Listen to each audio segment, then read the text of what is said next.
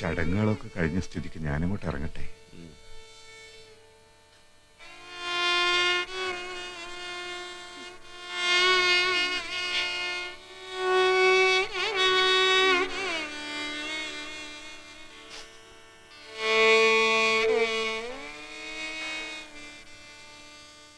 സത്യത്തിൽ എനിക്ക് ദുഃഖമുണ്ട്. ഞങ്ങൾ പരിചയക്കാരായിരുന്നു. ചേച്ചിയുടെ വേദനയിൽ ഞാനും പങ്കുചേർന്നു. പക്ഷെ ഒരു കണക്കിൽ നോക്കിയാൽ ചേച്ചിക്ക് ഭാഗ്യമുണ്ടേ. ഹാർട്ട് അറ്റാക്കോ ക്യാൻസറോ ഒന്നും കൊണ്ടും അല്ലല്ലോ ചേട്ടൻ മരിച്ചത്. ഒരപകടത്തിൽപ്പെട്ടല്ലേ, അതും വാഹനാപകടത്തിൽപ്പെട്ട്. അങ്ങനെ ചത്തതുകൊണ്ട് നമുക്ക് പല ഗുണങ്ങളുമുണ്ട്.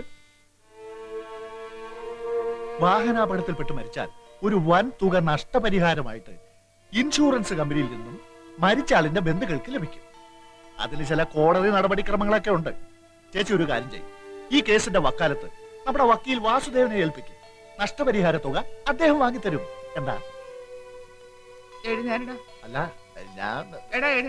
ഞാൻ പറഞ്ഞ ഒഴിച്ചിട്ട് മണ്ണിന്റെ നന ഉണങ്ങിയിട്ടില്ല. അതിനു മുമ്പ് അവന്റെ ഒരു നഷ്ടപരിഹാരം. ഞാൻ പറഞ്ഞത് മിണ്ടരുത്. ഭർത്താവ് ചത്ത കാശും കൊണ്ട് വന്നിരിക്കുന്നു. ഇറങ്ങിപ്പോടാ വെളിയില്. ഇറങ്ങിപ്പോവാൻ. അവന്റെ ഒരു സഞ്ചി കൊണ്ടുപോടുന്നു. സഞ്ചി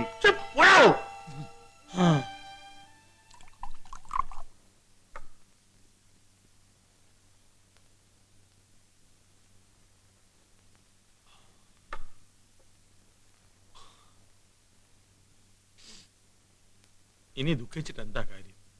മനഃപൂർവ്വം ചെയ്തതല്ലോ, ഒരു കയ്യബദ്ധം പറ്റിയതല്ലേ. അയാള് നല്ല വെള്ളമായിരുന്നു എന്നാ കേട്ട്. മത്തായിച്ചേട്ടൻ വന്നിരുന്നെങ്കിൽ അവിടുത്തെ വിവരങ്ങളൊക്കെ ഒന്ന് അറിയായിരുന്നില്ലേ. കൂടുതൽ താല്പര്യം കാണിച്ച് സംശയം തോന്നിപ്പിക്കരുത്. എന്താ മത്തായിച്ചേട്ട വൈകിയത്? എല്ലാം കഴിഞ്ഞോ? കഴിഞ്ഞു. ആ വീട്ടിലെ സ്ഥിതി വളരെ മോശമാണ്. ഒരു സഹായത്തിനും ആരുമില്ല. കുടിയനാണെങ്കിലും കഞ്ഞിക്കുള്ള വക അയാൾ വീട്ടിൽ കൊടുക്കുമായിരുന്നു.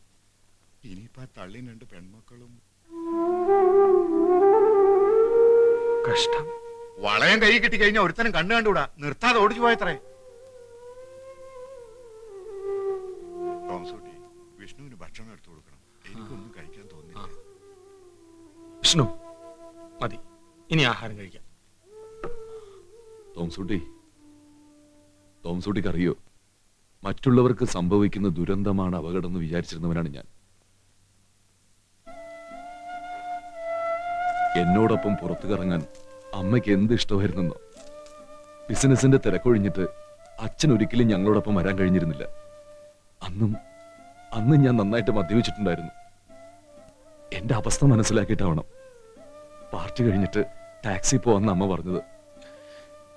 ഞാനതനുസരിച്ചില്ല. മുൻസീറ്റിൽ അമ്മയിരുത്തി അതിവേഗത്തിൽ കാർ ഓടിക്കുന്നത് എനിക്കൊരു ത്രില്ലായിരുന്നു. അന്ന് ഞാൻ അത് തന്നെ ചെയ്തു. വഴിയിൽ അമ്മയെ കൊണ്ടുപോകാൻ മരണം പതുങ്ങി നിൽപ്പുണ്ടായിരുന്നത് ഞാൻ അറിഞ്ഞിരുന്നില്ലടാ. വിഷ്ണു, എന്റെ അമ്മ.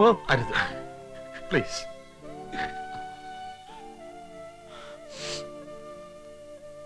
2 മാസം ഞാൻ ഹോസ്പിറ്റലിൽ കഴിഞ്ഞു. അവിടുന്ന് വീട്ടിലെത്തിയ ഞാൻ കണ്ടത് ബെഡ്റൂമിൽ അച്ഛനോടൊപ്പം ഒരു മദാമ്മ. അച്ഛൻ ആ സ്ത്രീയെ വിവാഹം കഴിക്കുകയും ചെയ്തു. ഒറ്റപ്പെട്ടുപോയി എനിക്ക് ഈ മദ്യക്കുപ്പികൾ കൂട്ടായിടാ. Vishnu please please. അമ്മ എനിക്ക് വേണ്ടി വിൽക്കാതെ സൂക്ഷിച്ചിരുന്ന ഈ വീട്ടിൽ വന്ന് കുറച്ചു കാലം താമസിക്കാൻ ഞാൻ തീരുമാനിച്ചു. അങ്ങനെ വന്ന ഞാൻ കാരണം വീണ്ടും ഒരു അപകട മരണം, വീണ്ടും ഒരു കുടുംബം അനാഥമായി. ഇതാണെന്ന് നശിപ്പിച്ചത്. എനിക്കിനി ഇത് വേണ്ട. വിഷ്ണു എന്തായി കാണിക്കുന്നേ? പ്ലീസ് വേണ്ട, ഇത് വേണ്ട തോമസൂട്ടി. ഓ, നാളെ തന്നെ നമുക്ക് ആ വീട് വരെ ഒന്ന് പോണം.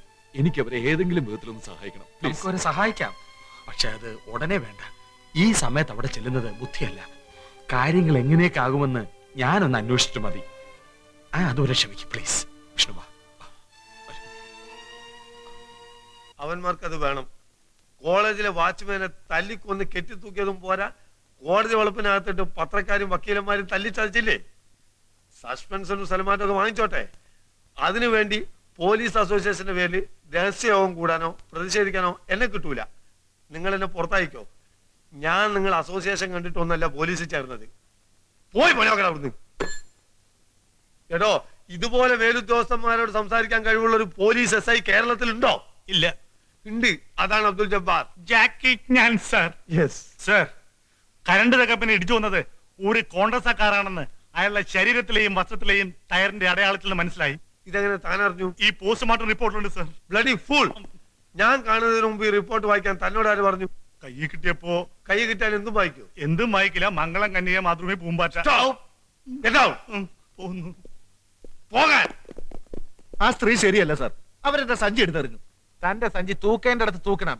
അവരുടെ കൈ കൊണ്ടു കൊടുത്ത എന്തിനാ? ഞാൻ കൈ കൊടുത്തില്ല സാർ. താഴെ വെച്ചപ്പോ തോളി തൂക്കിയിടേണ്ട സഞ്ചി താൻ എന്തിനാ താഴെ വെച്ചത്? അത് ഞാൻ തറയിലിരുന്നപ്പോ താൻ വെറും തറയാവരുത്. ശരി ശരി, ആ സ്ത്രീ എന്ത് പറഞ്ഞു? ഭർത്താവ് ചത്തു കിട്ടുന്ന കാശൊന്നും അവർക്ക് വേണ്ടെന്ന്. നശിപ്പിച്ചു. തനിക്ക് ആൾക്കാരെ എങ്ങനെ അപ്രോച്ച് ചെയ്യണമെന്ന് ഇനിയും മനസ്സിലായിട്ടില്ല. ഞാൻ കാണിച്ചു തരാം.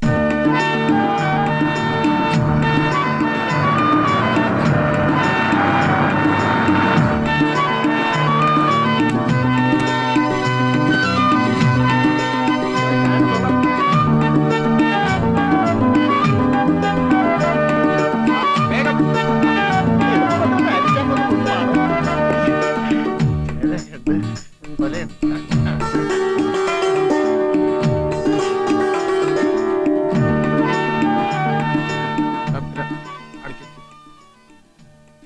ഇത് നല്ല നെല്ലുകുത്തി അരി, ഇത് ഫസ്റ്റ് ക്വാളിറ്റി പലവ്യഞ്ജനങ്ങൾ, പിന്നെ പച്ചക്കറികൾ എല്ലാം സിറ്റിന്ന് വാങ്ങിയതാ. ഇത് കുറച്ച് ഫ്രൂട്ട്സ് എന്റെ ഒരു സന്തോഷത്തിന്. പിന്നെ ഈ സെറ്റുമുണ്ട് അമ്മയ്ക്ക്. നിങ്ങൾ ഏതാ?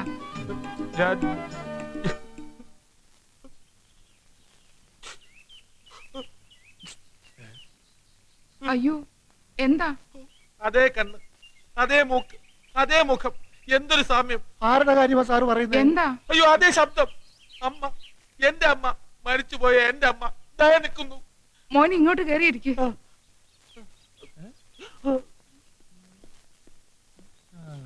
ഇരിക്കെ. ക്ഷമിക്കണം അമ്മേ, ഒരു നിമിഷത്തേക്ക് ഞാൻ എന്റെ അമ്മയെ ഓർത്തുപോയി.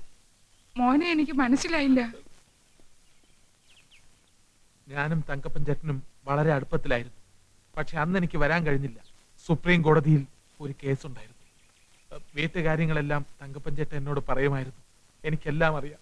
ഇങ്ങനെ വലിയൊരാളുമായിട്ട് അടുപ്പമുള്ള കാര്യം എന്നോട് അങ്ങനെ പറഞ്ഞിട്ടേ ഇല്ലല്ലോ. പറയില്ല. അതാണ് തങ്കപ്പൻ ചേട്ടന്റെ മഹത്വം.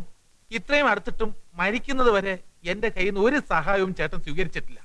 ചേട്ടൻ പറയുമായിരുന്നു, ഞാൻ ജീവിച്ചിരിക്കുമ്പോ എന്റെ കുടുംബത്തിന് ഒരു സഹായം ആവശ്യമില്ല. പക്ഷേ നാളെ എനിക്ക് എന്തെങ്കിലും സംഭവിച്ചു പോയാൽ എന്റെ കുടുംബത്തിനെ നോക്കിക്കോണേ സാർ. ആ വാക്ക് ഞാൻ പാലിക്കണ്ടേ അമ്മേ? എനിക്കൊന്നും അങ്ങോട്ട് മനസ്സിലാവുന്നില്ലല്ലോ. എല്ലാം മനസ്സിലാവും. എന്റെയും തങ്കപ്പൻ ചേട്ടന്റെ അടുപ്പം അറിയാവുന്ന ആളാണ് ദേ നിൽക്കുന്ന ലംബോരൻ. വേണേ ചോദിച്ചു നോക്കണം. ഞാനില്ലായിരുന്നപ്പോ ഇവൻ ഇവിടെ വന്ന് അമ്മയോട് എന്തോ വിഡിതം പറഞ്ഞു. അമ്മ അവന് ശരിക്ക് കൊടുക്കുകയും ചെയ്തു. അല്ല, അത് പിന്നെ അപ്പോഴത്തെ ഒരു അപ്പോഴത്തെ അമ്മയുടെ മാനസികാവസ്ഥ അമ്മ ഇല്ലാത്ത എനിക്ക് മനസ്സിലാക്കാൻ പറ്റും. ഞാനത് കാര്യമാക്കുന്നില്ല. കുടിക്കാൻ എന്തെങ്കിലും? ഇപ്പൊ വേണ്ട. വേണമെങ്കിൽ ചോദിച്ചു വാങ്ങി കുടിക്കാൻ മടിക്കാത്ത ആളാണ് ഞാൻ. പിന്നെ അമ്മേ, തങ്കപ്പൻ ചേട്ടൻ എപ്പോഴും ഒരു ആഗ്രഹം എന്നോട് പറയുമായിരുന്നു, 2 പെൺമക്കളെയും നല്ല നിലയിൽ വിവാഹം കഴിച്ചയക്കണമെന്ന്. ഇനിയിപ്പൊ അതൊക്കെ പറഞ്ഞിട്ട് എന്ത് കാര്യം? എല്ലാം പോയില്ലേ? ഇല്ല, ഒന്നും പോയിട്ടില്ല. തങ്കപ്പൻ ചേട്ടൻ ആഗ്രഹിച്ച പോലെ എല്ലാം നടക്കും. എങ്ങനെ? വെറുതെ എന്തെങ്കിലും വെച്ച് നീട്ടിയാൽ അത് വാങ്ങുന്ന ആളല്ല അമ്മ എന്നെനിക്കറിയാം. അത്രയ്ക്ക് അന്തസ്സും അഭിമാനവും ഉള്ള തറവാട്ടിലെ അമ്മ ജനിച്ചത്.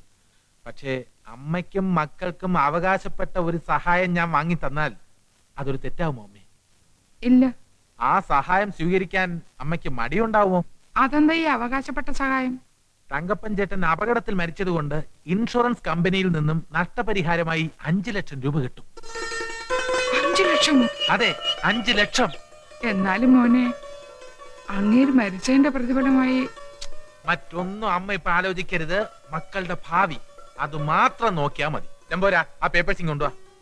അമ്മയുടെ ഓരോറ്റ ഒപ്പ് മാത്രം മതി. ബാക്കി കാര്യങ്ങൾ ഞാൻ ഏറ്റു. അയ്യോ, ഞാനിപ്പോ ഇതില് ഒപ്പിടും. അമ്മേ, ഇന്ന് മുതൽ ഈ കുടുംബത്തിന്റെ എല്ലാ ചുമതലകളും ഞാൻ ഏൽക്കുന്നു. എന്താ പോലെ ഒരു ഒപ്പിട്ട് എവിടെ? ഇവിടെ നല്ല ഐശ്വര്യായിട്ട്. മതി. എന്നാ പിന്നെ ഞങ്ങൾ ഇറങ്ങട്ടെ. അയ്യോ, എന്റെ മക്കളെ പരിചയപ്പെട്ടില്ലല്ലോ. അത് മറന്നു. വിളിക്കൂ. ശ്രീദേവി. എന്തോ? ജയശ്രീ.